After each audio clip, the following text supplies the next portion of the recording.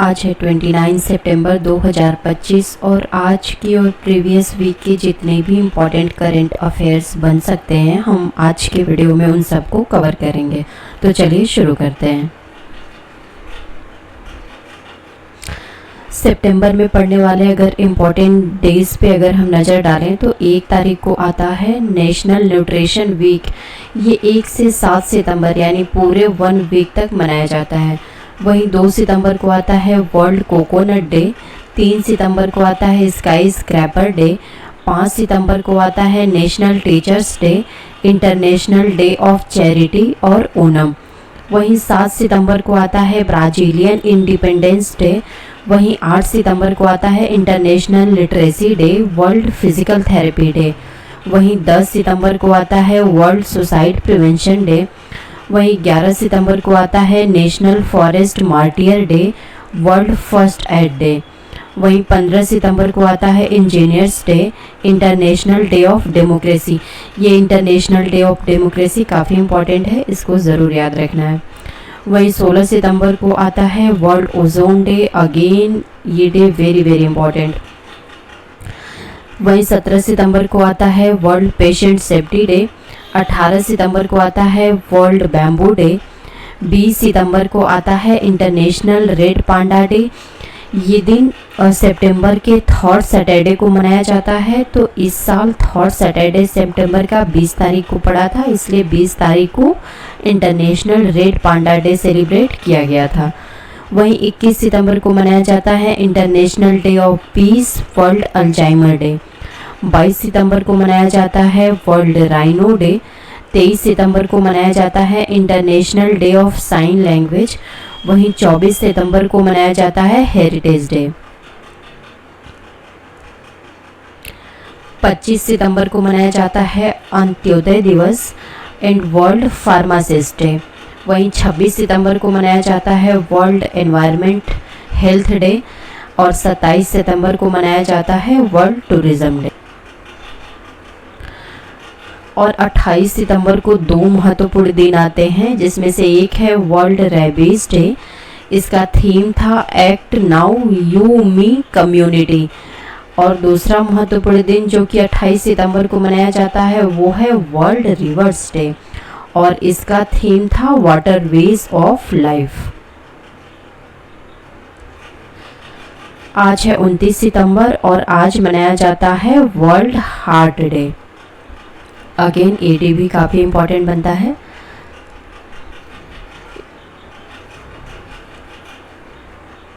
आज का पहला सवाल, बीसीसीआई का 37वें नंबर का प्रेसिडेंट किसे चुना गया है? तो ये है मिथुन मनहास, इन्हें चुना गया है। बीसीसीआई के प्रेसिडेंट मिथुन मनहास को चुना गया है। वो इस पद के लिए एकमात्र दावेदार थे जो पूर्व भारतीय ऑलराउंडर रोजर बिन्नी के इस साल अगस्त में पद छोड़ने के बाद खाली था। अच्छा, इससे पहले बीसीसीआई के प्रेसिडेंट के पद पे कौन थे? तो वो थे रोजर बिन्नी। और ट्रेजरर किन्हें अपॉइंट किया गया है? तो ट्रेजरर अपॉइंट किया गया है रघुराम भट्ट और ये कर्नाटक के फॉर्मर स्पिनर हैं। अगला सवाल, फ्रांस के पूर्व राष्ट्रपति कौन हैं जिन्हें कि 5 साल के लिए जेल हुई है क्रिमिनल कॉन्स्पिरेसी के चलते? उनका नाम क्या है? तो उनका नाम है निकोलस सरकोजी। ये फ्रांस के पूर्व राष्ट्रपति हैं, इनका नाम है निकोलस सरकोजी। इन्हें क्रिमिनल कॉन्स्पिरेसी के चलते 5 साल की जेल की सज़ा सुनाई गई है। अच्छा, ये मामला किससे जुड़ा है? तो यह मामला जो दिवंगत लीबियाई नेता कर्नल मुअम्मर गद्दाफी इनसे जुड़ा हुआ है। लाखों की यूरो के अवैध धन से जुड़ा हुआ था और इन पे जो निकोलस सरकोजी हैं इन पे आरोप है कि इन्होंने गद्दाफी से मिले धन का इस्तेमाल 2007 के अपने चुनाव अभियान में किया था और बदले में इन्होंने गद्दाफी को ये वादा दिया था कि पश्चिमी देशों में जो उनकी छवि को बॉयकॉट किया जा रहा है उससे बाहर निकलने में ये उनकी मदद करेंगे। अगला सवाल, किसने इंट्रोड्यूस किया है ई साइन फीचर ECI नेट पे? तो ये है ECI, election commission of India. अगला सवाल, मिनिस्ट्री ऑफ डिफेंस और HAL ने साइन किया है 62,370 करोड़ की डील को 97 नए लाइट कॉम्बैट एयरक्राफ्ट के लिए बूस्ट करने के लिए सेल्फ रिलायंस को। तो ये है, ये उस लड़ाकू विमान का नाम क्या है? तो उसका नाम है आपका तेजस मार्क 1। ये नाम इम्पोर्टेंट बनेगा, इसको याद रखना है।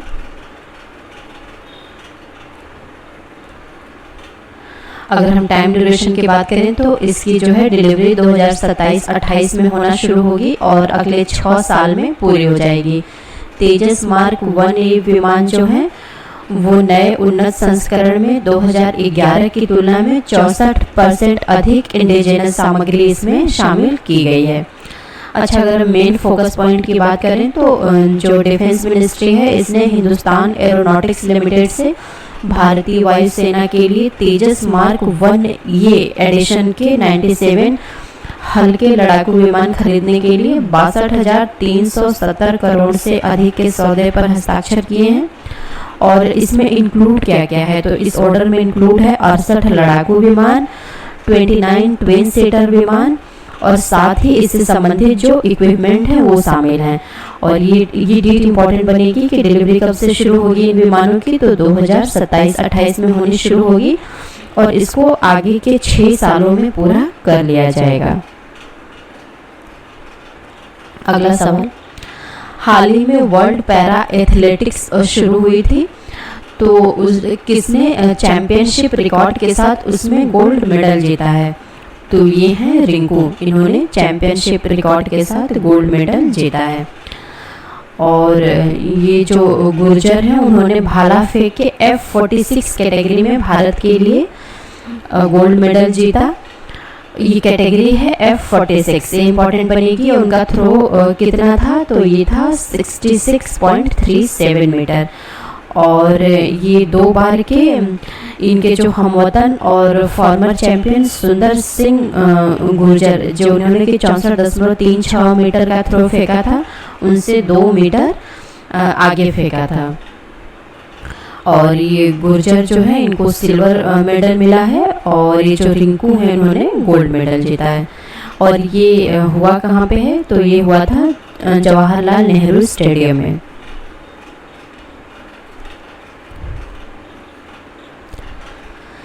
अगला सवाल, second SEO young author conference अभी कॉन्क्लूड हुई है किस जगह पे? जिसका फोकस रहा था क्रिएटिविटी इन डिजिटल एज। तो ये कॉन्क्लूड हुआ था न्यू दिल्ली में।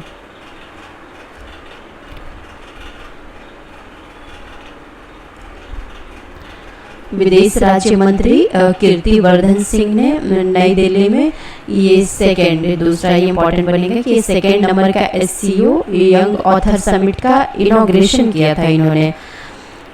हम बात कर रहे हैं कल्मिनेशन की और इन्होंने किया था इनॉग्रेशन। और इसका जो थीम रहा था ये था डिजिटल युग में रचनात्मकता। और एक सार्थक संवाद के साथ शुरू हुआ था, ये 2 दिनों तक चला था। और जो मिनिस्ट्री ऑफ एजुकेशन है, मिनिस्ट्री ऑफ फॉरेन अफेयर्स है, इनके कोलैबोरेशन से इसे ऑर्गेनाइज किया गया था। और इस के दौरान प्रतिभागियों ने आपका साहित्य, सिनेमा, संगीत, कला, संस्कृति, रेडियो और टेलीविज़न पर डिजिटलीकरण के परिवर्तनकारी प्रभाव पे अपना डिबेट किया था। अगला सवाल, इंडिया ने 7वें सैफ यानी South Asian football federation under 17 football title जीत लिया है। ये किस देश में आयोजित किया गया था? तो इसे आयोजित किया गया था कोलंबो, श्रीलंका में।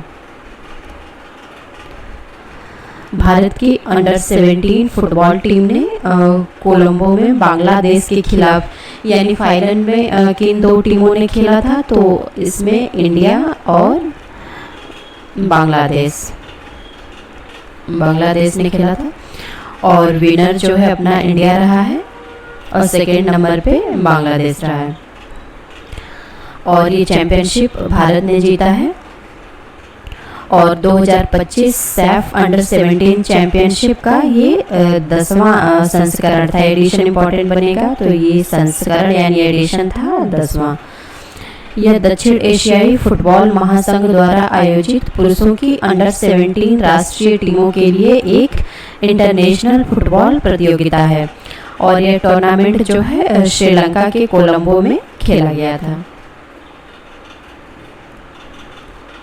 अगला सवाल, हाल ही में हिंदी पखवाड़ा 2025 कॉन्क्लूड हुआ है, कहाँ पे हुआ है? तो ये हुआ है IGCC ढाका यानी इंदिरा गांधी कल्चरल सेंटर ढाका बांग्लादेश में। ढाका जो है बांग्लादेश की राजधानी है और करेंसी चलती है टका। बांग्लादेश में इंदिरा गांधी कल्चरल सेंटर में इंडियन हाई कमिश्नर जो है ढाका में सेलिब्रेट किया है हिंदी पखवाड़ा 2025 with a series of event, यानी कई सारे इवेंट इसमें रखे गए थे।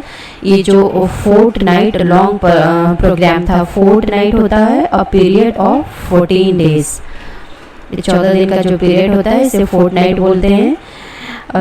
ये प्रोग्राम पूरा 14 डेज तक चला था, जिसमें एसे राइटिंग, पोयम और अंताक्षरी कंपटीशन, कल्चरल परफॉर्मेंस, इस तरह की चीज़ों को रखा गया था। बेसिकली इसका पर्पस था हिंदी को प्रमोट करना और सेलिब्रेट करना इंडिया के लिंग्विस्टिक डाइवर्सिटी को।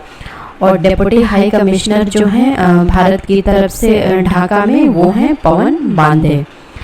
और भारत में 22 कॉन्स्टिट्यूशनली रिकॉग्नाइज्ड भाषाएं हैं और इसके अलावा बहुत सारी भाषाएं अक्रॉस द कंट्री बोली जाती हैं।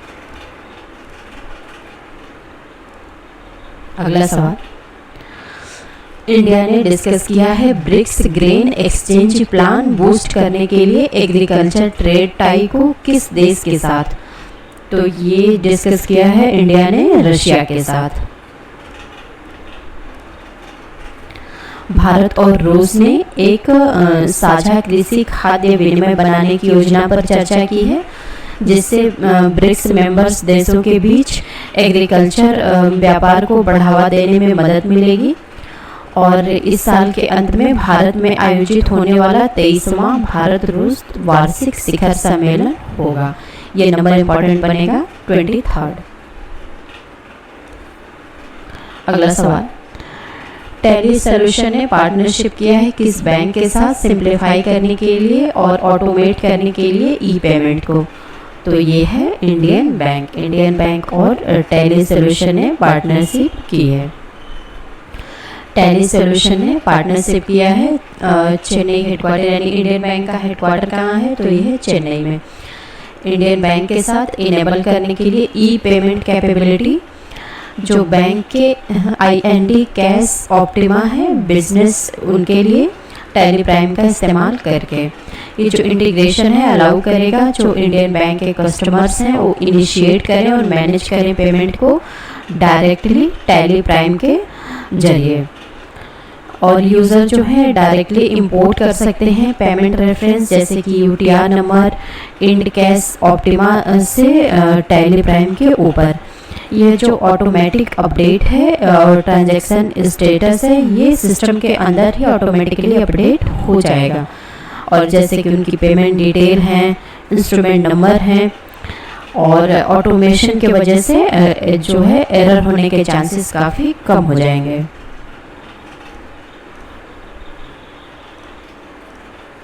अगला सवाल, हाल फिलहाल में HDFC बैंक को डिबार कर दिया गया है ऑन बोर्ड करने से नए कस्टमर्स को। किस कंट्री के लोकल रेगुलेटर के द्वारा ऐसा किया गया है? तो ये कंट्री है दुबई। दुबई के लोकल रेगुलेटर द्वारा HDFC में नए कस्टमर लेने से उनको रोक दिया गया है। स्थानीय नियामक ने HDFC बैंक को अपनी दुबई इंटरनेशनल फाइनेंशियल सेंटर शाखा में नए ग्राहकों को शामिल करने से रोक दिया गया है।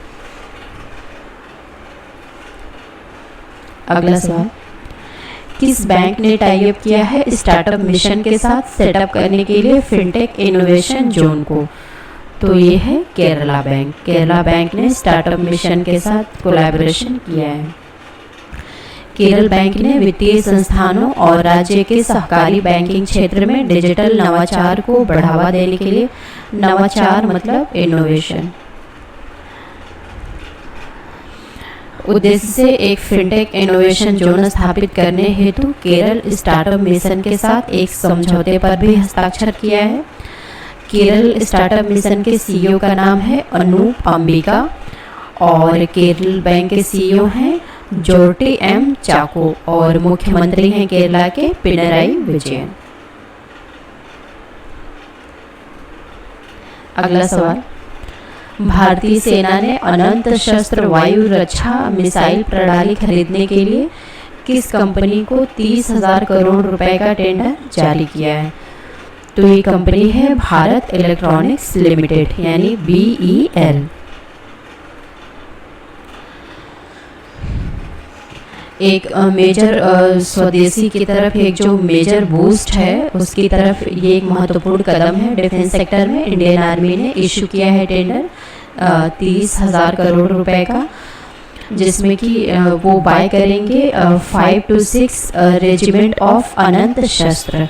ये नाम इम्पॉर्टेंट बनेगा, अनंत शस्त्र के 5 से 6 रेजिमेंट। ये surface to air missile weapon system है। अच्छा, ये भी इम्पॉर्टेंट बनता है कि एयर टू एयर है, सरफेस टू एयर है, तो ये है surface to air missile weapon system. ये स्ट्रेंथन करेगा एयर डिफेंस को along the border with Pakistan and China. ये जो टेंडर है ये इशू किया गया है इंडियन आर्मी के द्वारा।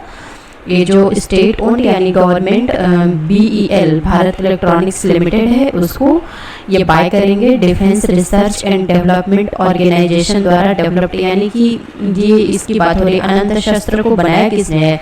तो अनंत शस्त्र को बनाया है DRDO ने इसे जो है, और BEL के माध्यम से इंडियन आर्मी जो है उसे परचेज करेगी। इसे जाना जाता है quick reaction surface to air missile system के नाम से भी। ये जो प्रोजेक्ट की एस्टिमेटेड लागत है वो है 30,000 करोड़ और टारगेट रेंज जो है अनंत शस्त्र की वो है 30 किलोमीटर और आर्मी चीफ हैं जनरल उपेंद्र द्विवेदी।